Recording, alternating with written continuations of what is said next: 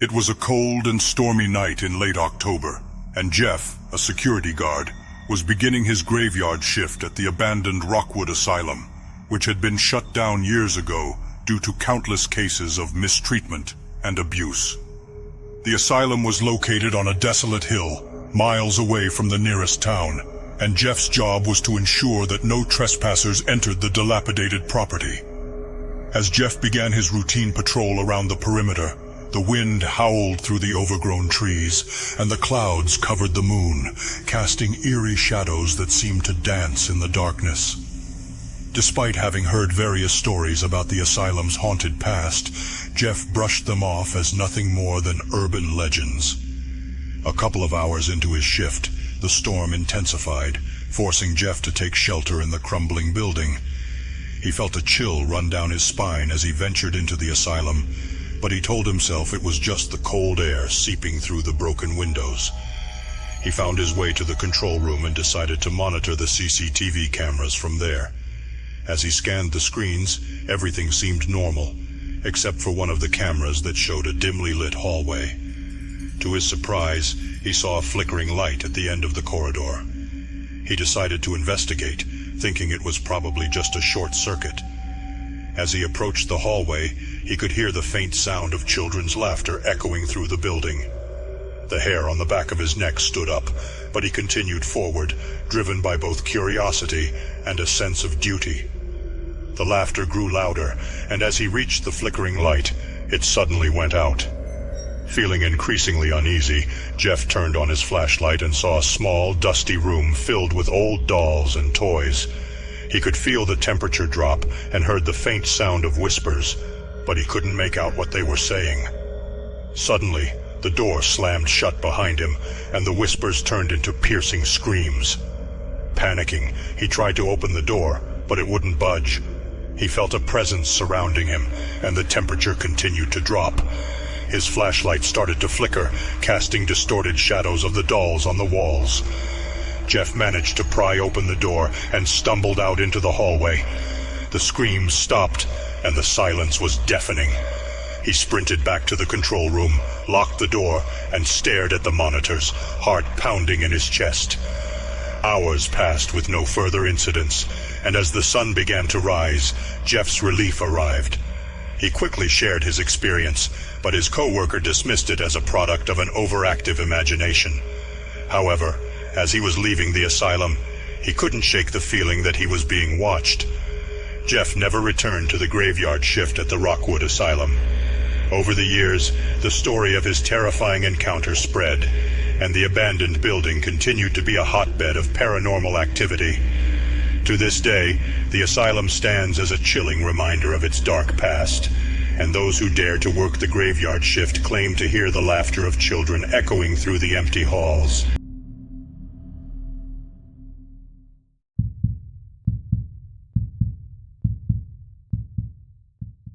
Jacob was a young nurse working the graveyard shift at St. Mary's Hospital, a century-old institution with a long and storied history. Rumors circulated among the staff about strange events and ghostly apparitions, but Jacob dismissed them as mere superstitions. One night, while making his rounds, Jacob entered the dimly lit room of a terminally ill patient, Mr. Thompson. As he checked Mr. Thompson's vitals, he noticed the old man's eyes flicker open. In a raspy voice, the patient warned Jacob about a malevolent presence that haunted the hospital at night. Jacob, a skeptic, reassured the old man and attributed his fears to medication-induced hallucinations. As the night progressed, Jacob began to feel a sense of unease that he couldn't quite shake. The hospital seemed darker and colder than usual, and he couldn't help but feel as though he was being watched. Determined to ignore his growing anxiety, he continued his rounds, focusing on his duties. Around 3 a.m., while walking down a long, empty corridor, Jacob heard footsteps echoing behind him. He turned around, expecting to see a coworker, but the hallway was empty. Unnerved, he quickened his pace, only to hear the footsteps match his speed. Then, just as suddenly as they had started, the footsteps ceased. Jacob tried to rationalize the incident, attributing it to his own exhaustion and the late hour. He pressed on, making his way to the hospital's old wing, which housed the morgue and the storage room for medical equipment. As he entered the area, he was struck by an overwhelming sensation of dread. The old wing's lights flickered ominously, casting eerie shadows on the walls. Jacob could hear the whispers of disembodied voices, seemingly carried on the frigid air that filled the space. He felt an invisible presence drawing nearer, and as the whispers grew louder, he could discern a single chilling phrase: "Leave this place." Panic-stricken, Jacob fled the old wing, desperate to escape the sinister force that pursued him. He made his way back to the nurses' station, only to find his co-workers huddled together, their faces pale and eyes wide with terror. They too had encountered the malevolent presence. As the sun began to rise, the sinister force seemed to dissipate, and the hospital returned to normal.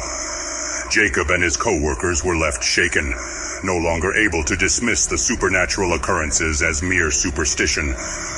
The hospital's history of hauntings persisted, and the phantom that roamed the halls during the graveyard shift became an infamous figure among the staff.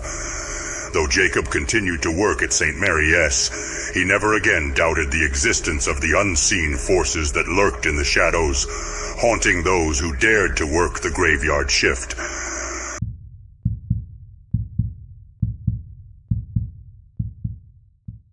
Miles away from the nearest town, a solitary gas station stood at the crossroads of two desolate highways. This remote location was notorious for strange occurrences, but Tom, an experienced gas station attendant, paid no heed to the rumors. He had just begun his graveyard shift, and the place was eerily quiet. Around midnight, a dense fog rolled in, and the air grew colder. The dimly lit gas station seemed to be swallowed up by the mist, isolating it from the rest of the world. Tom busied himself with paperwork, trying to ignore the unsettling atmosphere. At 2 a.m., he heard a faint tapping on the glass door. He looked up to see a shadowy figure standing outside, barely visible through the fog. Tom hesitated but eventually decided to open the door. As he did, he noticed that the figure was an old woman, dressed in tattered clothing. Her eyes were hollow, and she seemed to be shivering from the cold. "Can I help you?" Tom asked, feeling a sudden surge of unease.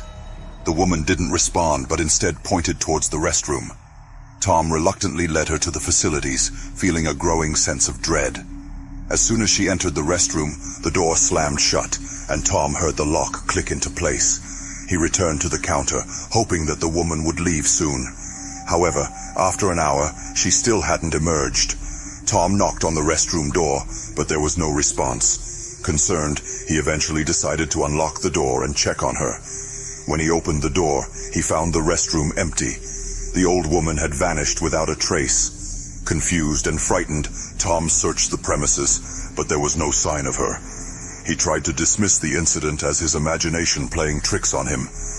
As the night wore on, Tom began to hear whispers that seemed to come from the walls. The whispers grew louder and more frantic, and he could make out the old woman's voice among them. It was as if she were pleading for help, but her words were garbled and impossible to understand. Panicked, Tom tried to escape the gas station, but the doors wouldn't budge. The whispers escalated into screams, and he felt the temperature in the room plummet. He was trapped, surrounded by the voices of the old woman and countless others, all crying out in anguish. As the sun began to rise, the whispers faded, and the temperature returned to normal. The door finally unlocked, and Tom stumbled outside, gasping for air. He could see the fog dissipating, and a sense of relief washed over him. Shaken by his ordeal, Tom quit his job and refused to ever work the graveyard shift again. The gas station's strange reputation continued to grow, with more people reporting terrifying experiences during the night.